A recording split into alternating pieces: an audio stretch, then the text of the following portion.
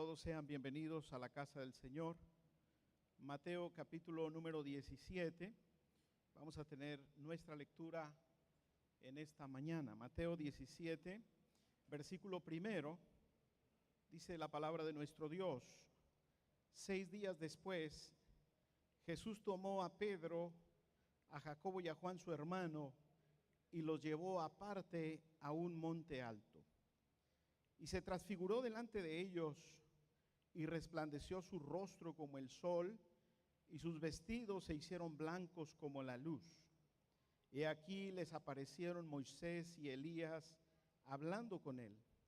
Entonces Pedro dijo a Jesús: Señor, bueno es para nosotros que estamos aquí. Si quieres, hagamos aquí 3 enramadas, una para ti, otra para Moisés y otra para Elías. Mientras él aún hablaba, una nube de luz los cubrió, y aquí una voz desde la nube que decía: Este es mi Hijo amado, en quien tengo complacencia, a él oíd. Al oír esto, los discípulos se postraron sobre sus rostros y tuvieron gran temor. Entonces Jesús se acercó y los tocó y dijo: Levantaos y no temáis. Y alzando ellos los ojos, a nadie vieron sino a Jesús solo. Padre y Dios celestial, esta mediodía estamos agradecidos por la bendición que nos das de oír tu palabra. Bendícenos, Señor, en esta hora, que tu palabra consuele, anime, fortalezca, acreciente nuestra fe, que tu palabra nos motive, nos inspire, nos santifique, que tu palabra, Señor, nos fortalezca, que tu palabra, Señor, nos haga conocerte de una mejor manera, de una manera más profunda. En el nombre de Jesús lo pedimos todo. Amén. Ocupen sus lugares, hermanos, en esta tarde, en esta mediodía ya.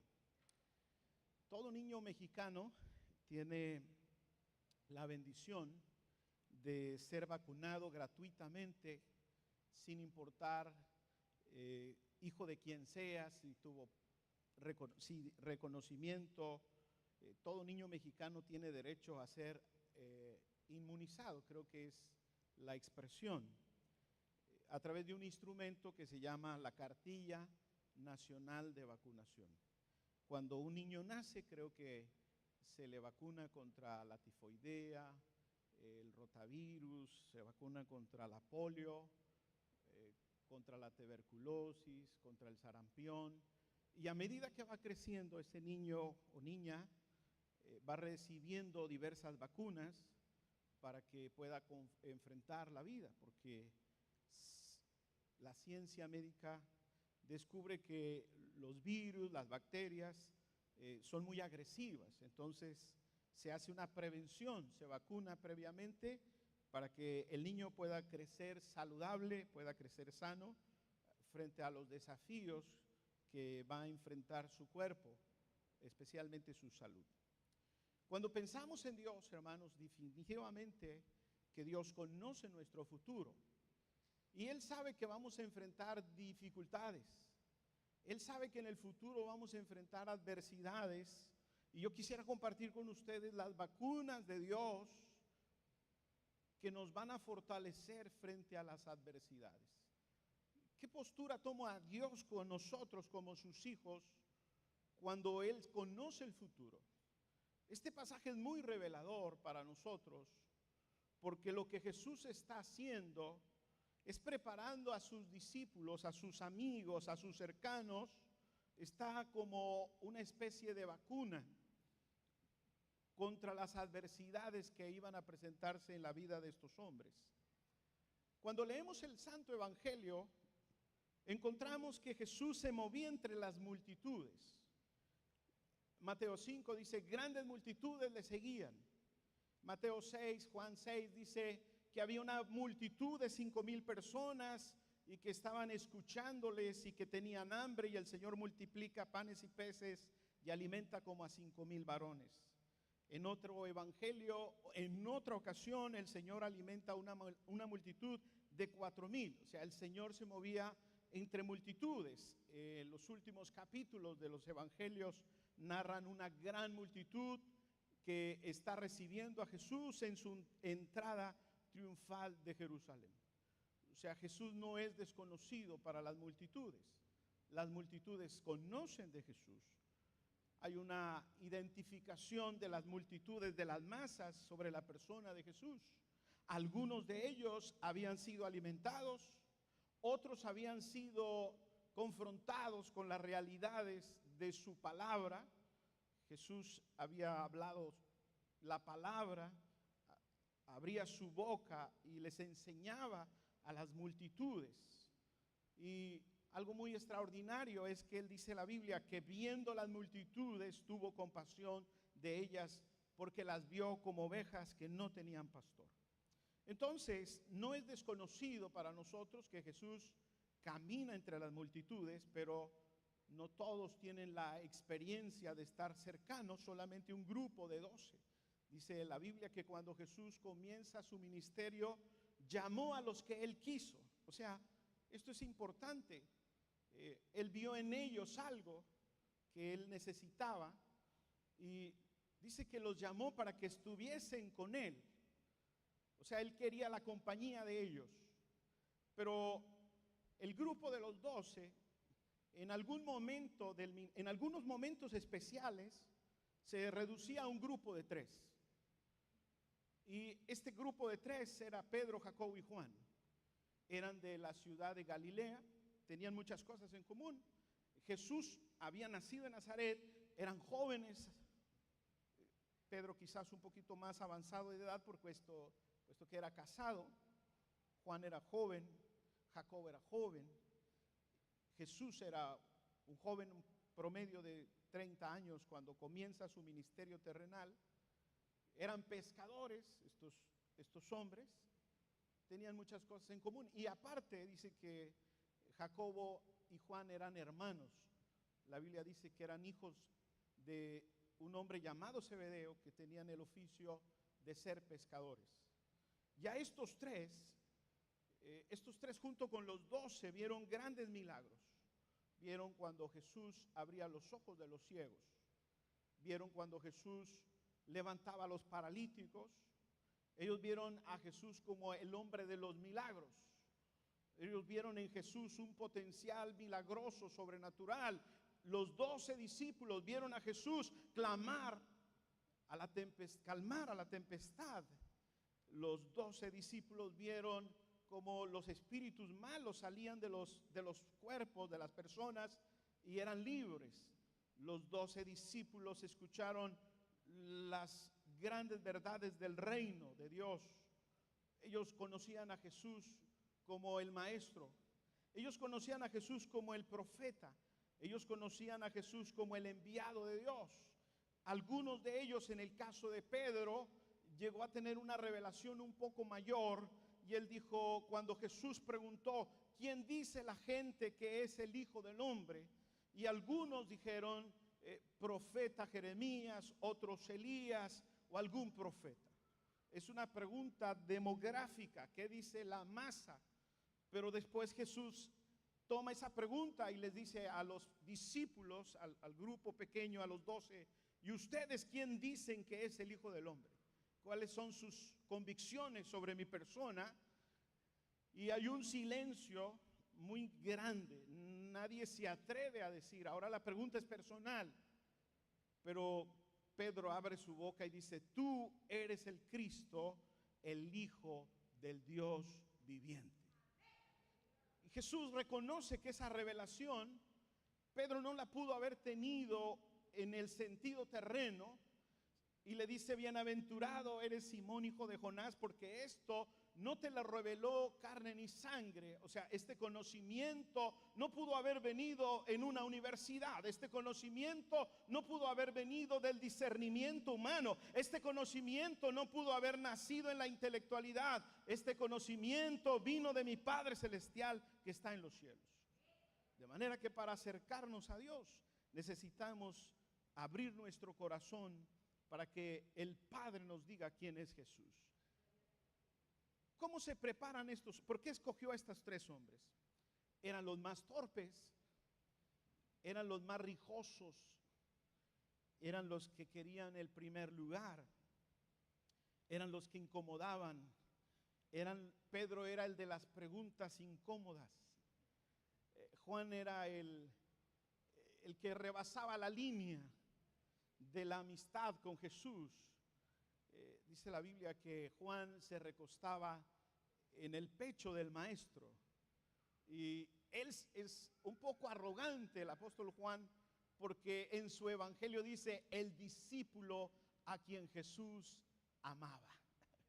O sea, como diciéndole, yo soy especial.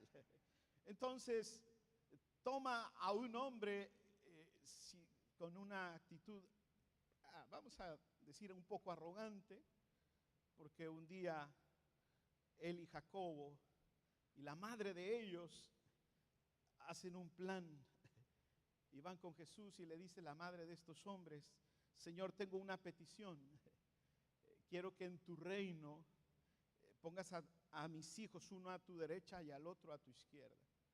Y el Señor dice: eso no me es dado a mí a darlo, sino es una bendición que mi Padre da a quienes Él quiere.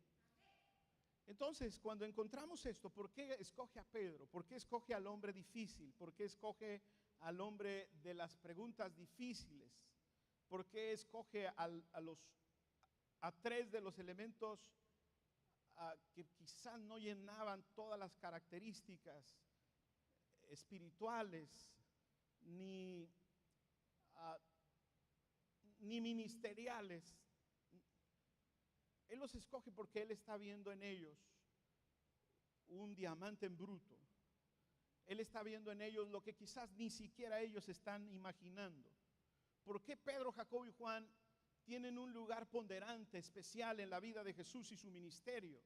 Cuando Jesús va a Getsemaní, en su círculo cercano está Pedro, Jacobo y Juan. Cuando Jesús resucita a la hija de Lázaro, está Pedro, Jacobo y Juan. Cuando el Señor está descansando y hay lecciones importantes, está Pedro, Jacobo y Juan. Cuando el Señor está haciendo milagros portentosos, está Pedro, Jacobo y Juan. Cuando Él está en sus momentos difíciles, está Pedro, Jacobo y Juan. Cuando Él está en sus momentos de reposo, sus momentos de dar las mejores lecciones, está Pedro, Jacobo y Juan. Y la razón por la que ellos están, estos tres, porque Jesús está viendo potencial en ellos para ser los líderes de la primera iglesia. Cuando comenzamos a leer el libro de los Hechos, dice la Biblia que Pedro y Juan iban al templo a orar a las 9 de la mañana. Y una persona que estaba pidiendo dinero en la puerta de la entrada al templo les dijo a ellos que les diesen una moneda, y Pedro, Jacobo y Juan, Pedro y Juan oraron por el paralítico, y este se levantó dando grandes brincos. Pareciera que el mundo se va a alegrar porque un hombre encuentra libertad física en Cristo. Esto trajo un gran alboroto y fueron azotados y puestos en la cárcel. ¿Cómo es posible? Dos de los grandes líderes de la iglesia que naciente, como era Pedro, Jacobo y Juan, fueron perseguidos. La vida de Jacobo se extinguió prontamente. Dice la Biblia que Herodes lo mandó matar. ¿Por qué? ¿Cómo es que Jacobo enfrentó a la muerte? ¿Cómo es que Pedro enfrentó la prisión? ¿Cómo es que Juan enfrentó la prisión? Porque Dios les dio una vacuna espiritual, si pudiéramos decirlo de esta forma. Él les dio un atisbo de lo que es su gloria, de quién es Él. Dios nos vacuna previamente para enfrentar momentos difíciles. Ellos iban a enfrentar, uno la muerte, otro las cárceles. Iba a tener una vida complicada como líderes de la primera iglesia o la iglesia que iban haciendo, pero Jesús quería que ellos supieran que Él era más que un rabí, que Él era más que un carpintero, que Él era más que un milagrero, que Él era más que un hombre de discursos. Él es el Hijo del Dios viviente. Él es la luz eterna. Él es el creador de todas las cosas. Él es invisible, inmortal, y que para siempre es su misericordia. Él vino a revelar las virtudes del Padre. Él vino del trono del cielo para hablarnos del amor de su Padre celestial y a dar su vida por la humanidad. Lo habían visto haciendo milagros, dando discursos, ayudando a los necesitados, pero nunca lo habían visto de esta manera. Dice que se transformó. Hubo una transformación. Y dice la Biblia que su rostro era tan resplandeciente como el sol. Se transfiguró.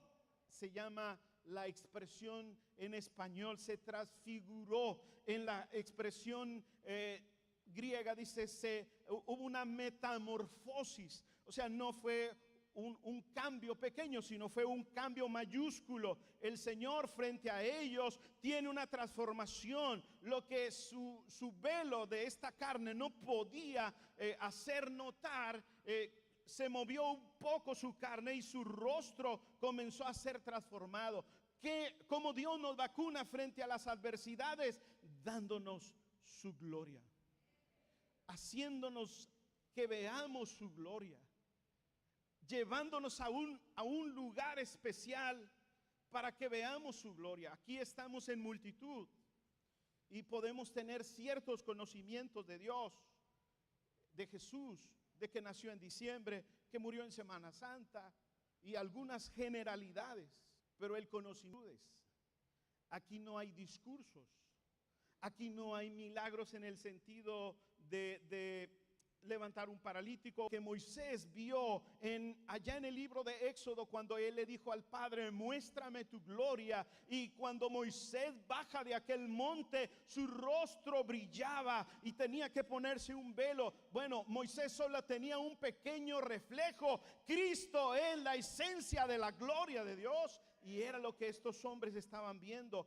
Iban a enfrentar la persecución, iban a enfrentar adversidades, iban a enfrentar golpes, iban a enfrentar la cárcel y finalmente iban a enfrentar la muerte. Pero no estaban solos. La vacuna contra el desaliento es una visión del Cristo vivo.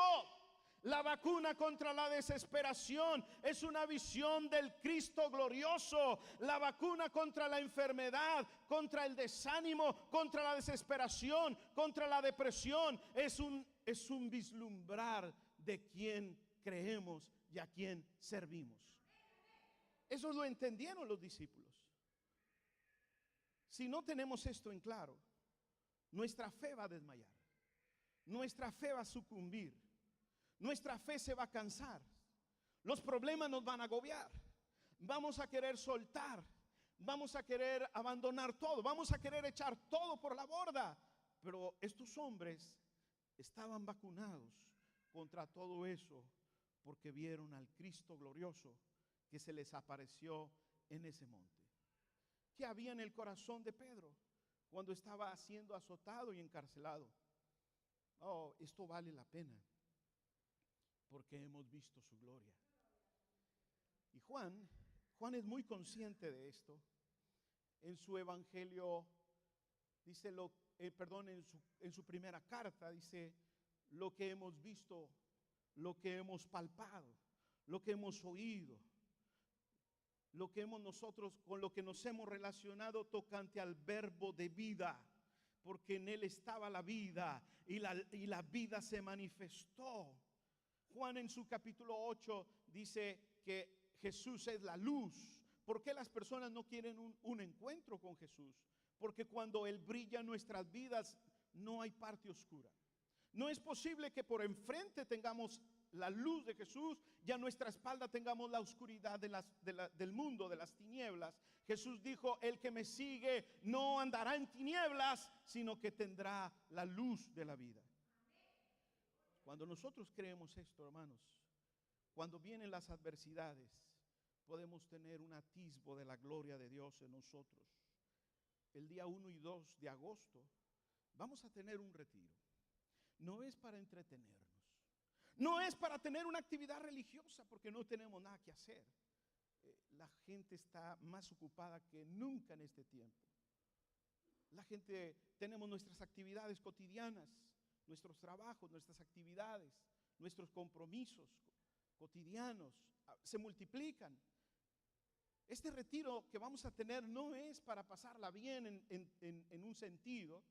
Este retiro que vamos a tener es para estar en el monte contemplando al Cristo glorioso. Si usted solamente puede ir un día, o puede ir los 2 días, o puede ir y venir, o puede quedarse, o hagamos lo que sea necesario para que el Cristo glorioso se manifieste en nuestras vidas.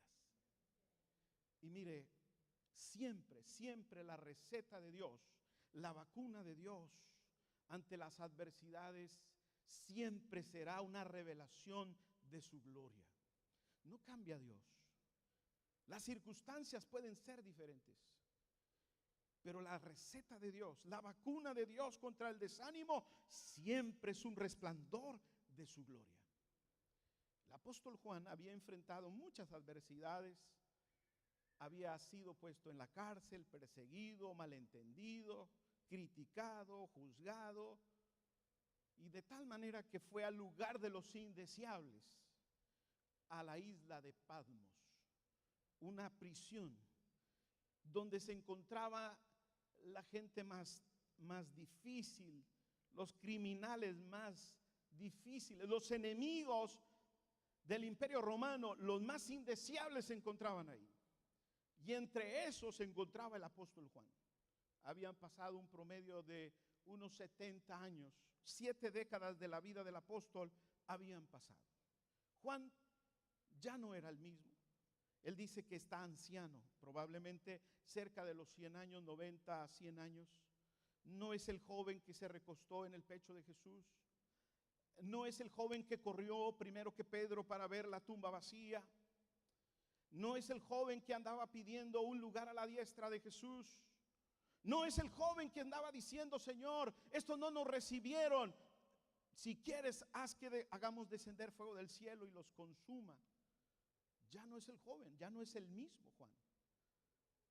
Ha cambiado. La circunstancia es diferente. Ahora no está siendo azotado. Ahora no está en una prisión en Jerusalén. Ahora está en una isla desierta, imposible de escaparse de ella. Es una especie de las Islas Marías, algo similar. Sol, arena caliente, soledad, fieras, peligros.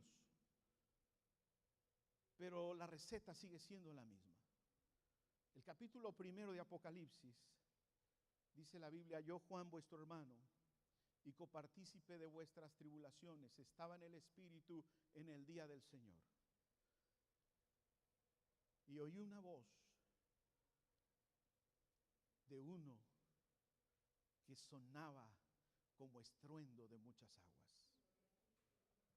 Su rostro resplandecía como el sol del mediodía. Sus ojos eran como llama de fuego. De su espada salía una boca aguda. De sus cabellos eran como la blanca lana. Su vestido llegaba hasta los pies, y sus pies eran como el bronce bruñido. Cuando le vi, caí como muerto a sus pies, y puso su diestra sobre mí, diciendo: yo soy el alfa y el omega, el principio y el fin, el que tiene la llave del abismo y de la muerte. Yo soy el Dios todopoderoso. La circunstancia es diferente, pero la receta es la misma. Quizás usted se entregó a Cristo en su adolescencia, en su juventud. Han pasado los años, está en la edad madura o en la edad de oro. Es mejor decir la edad de oro, que no me gusta decirle viejitos a nadie, porque para allá voy. No me gusta decir. Miren, cuando vea a alguien, dígale: ¿cómo está, joven? Alégrele el día. Pero nunca le diga a alguien: don, ¿cómo está, don? Eso te agüita. Eso te hace sentir viejo. No, usted ve a alguien y diga: ¿cómo está, joven? Dios los bendiga, jóvenes. A ver, ¿cómo vamos a decir? ¿Cómo está? Está todo inclinado. Pero usted dígale que está joven por la fe. Juan era un anciano. Tenía una crisis en su vida, diferente a la del inicio de su vida. Pero el Cristo es el mismo. Tu crisis quizás no sea la misma de hace 10 años, pero el Cristo es el mismo. La receta es la misma. Tu circunstancia, hoy tienes otras dificultades, otras adversidades, pero la receta de Dios contra la adversidad sigue siendo la misma. ¿Cuántos necesitamos esa receta divina? ¿Cuántos necesitamos tener una revelación del Cristo glorioso que se le apareció a Pedro, Jacobo y Juan en aquel monte? ¿Cuántos necesitamos en nuestra isla de Patmos que el Cristo glorioso ponga su mano sobre nosotros y nos diga que está con nosotros, que no tengamos temor? ¿Quieren ponerse de pie esta mediodía y levantar sus manos? Señor, aquí estamos. Algunos solo son creyentes, distantes. Algunos son discípulos, cercanos, esforzados. Algunos otros son del círculo. Señor, estamos aquí como multitud, pero tómanos en cuenta de manera individual. Jacobo terminó su carrera tempranamente, fue muerto por Herodes en los primeros días de la iglesia, porque sabían quién se les había aparecido: el Cristo glorioso, el Cristo sublime, el Dios hombre, el que se reveló, el que mostró su amor en el Calvario. Cuando ellos vieron la adversidad, en sus corazones estaba latente la transfiguración. Estaba latente aquella voz: este es mi Hijo amado, a Él oíd. Ayúdanos a que en medio de nuestras ocupaciones podamos tener un tiempo de contemplación, de ver la persona del Hijo en tu palabra, de ver la gloriosa, lo sublime que es el Hijo. Cantamos.